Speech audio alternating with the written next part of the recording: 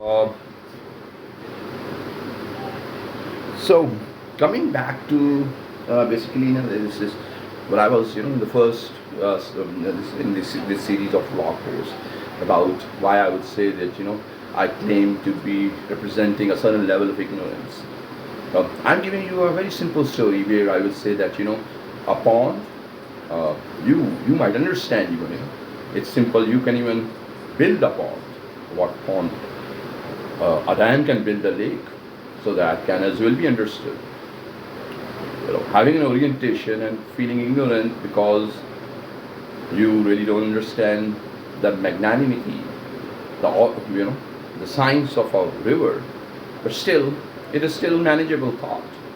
You might still represent some expertise, but then standing on the beach, looking at a horizon, looking at Pacific Ocean, Arctic Ocean, Atlantic Ocean, you would really then would make the point which I am trying to make.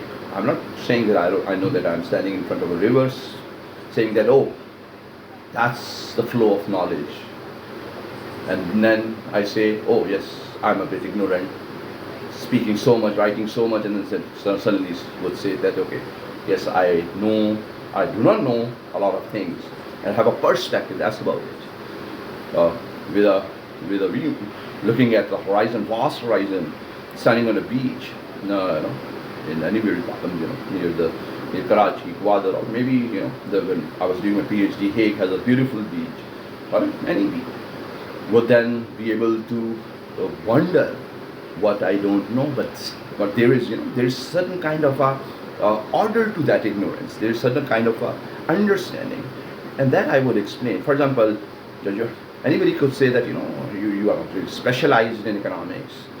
You have not really have a track record of publishing in one of the best journals. You have some publications in one of the best journals, but a professor like that, Dan Narasimhoglu, would write great books, which would be bestsellers. Like Roderick as well of Harvard University, Joseph Stiglitz, Bradford DeLong, and there's so many, Ha-Joon Chang of Cambridge University, UK. There are so many economists, greatly world-class economists, having bestseller books, but at the same time have a really sound research profile with a steady flow of publications. Amartya Sen has one of the best. Joseph Stiglitz has one of the best publication, serious publication, not purely academic research-oriented publication, technical publication, one of the world's best journals, Econometrica, American Economic Review, Journal of Monetary Economics, and there are so much A category journals what we call. Whereas I have a decent profile. What I'm saying is that yes, I could claim with my multidisciplinary approach that there is certain links. Yes, I have written a lot about culture and its linkages and importance in economics, but there is technology dimension to it. There is which could really be useful in understanding industrial economics, and then would allow developing countries to create business environments, cluster development, to really innovate, and then to become a really practically becoming a export-oriented economy. What has happened in East Asia and China. I mean, economists can as well achieve that. Policymakers, that's why if you understand, understanding Ministry of Finance and work of Minister of Finance, or understanding Planning Commission, where in Ministry of Finance, Muhammad Aurangzeb, Honorable Finance Minister, is a banker, whereas originally Ahsan Iqbal is an engineer with an MBA. But they are brilliant economists. It's good to understand these things.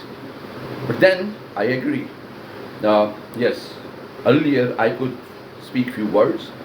Then with a PhD I could write a page or two, and now I'm able to write a book. That's about it. And whether it is an international standard book, I think there's a lot of editing that needs to be done. Even a year can be spent, whereas I have spent few months writing a maybe 700-page book on economics and culture. So there are a lot of constraints, a lot of things to understand. And then what I'm saying is that with a multidisciplinary approach, what you can say is that I'm claiming my ignorance. I'm just a little bit of a refined researcher who has spent a lot of time adopting a multidisciplinary approach towards economics, whereas specialization would do wonders. The specialized economists would be you find in central bank, or you would find in planning commission or Ministry of Finance or international institution of governance, with great policy making experience, great presentation skills, and even great publication profiles. So yeah, this has to be understood. It's just a very diverse world, even in economics, and there are so many great teachers. And my supervisors, for example, Madam Ruxana Malik in UMT, Madam Alia, Dr. Abid Aman Barki, who is working in LUMS. So there are, just Howard Nicholas from Institute of Social Studies, Mansoor Murshid, my PhD supervisor, Arjun Bedi. There's so many names. Really, I have learned from them. So what I'm just this simple example I would explain if I say that.